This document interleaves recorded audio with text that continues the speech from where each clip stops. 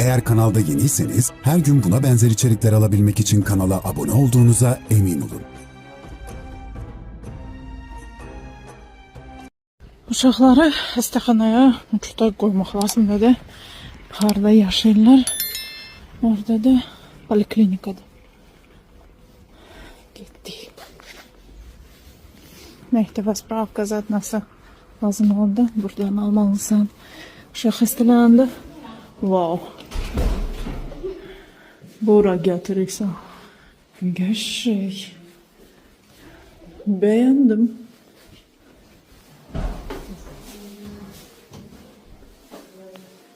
Справочная персональная служба. Все, bir dana заявление yazdık. O заявление'ndan qalxırıq doktora. O, paltar qoymağa yer var burada. Yeri özdə. Yuxarıda peçət vurduq, indi aşağı düşürük. Yenə orada kompüteri salacaqlar da. Deməli, nə üçün bu lazımdır? Məktəbə uşaqlar xəstələnibdirsə, 2 gün ancaq evdə otura bilərlər spravkasız. Sonra spravka lazımdır məktəbə. Buna görə gətirmək lazımdır bura. Все, uşaqları yapışdırdıq. Poliklinikaya xəstələmək olmaz.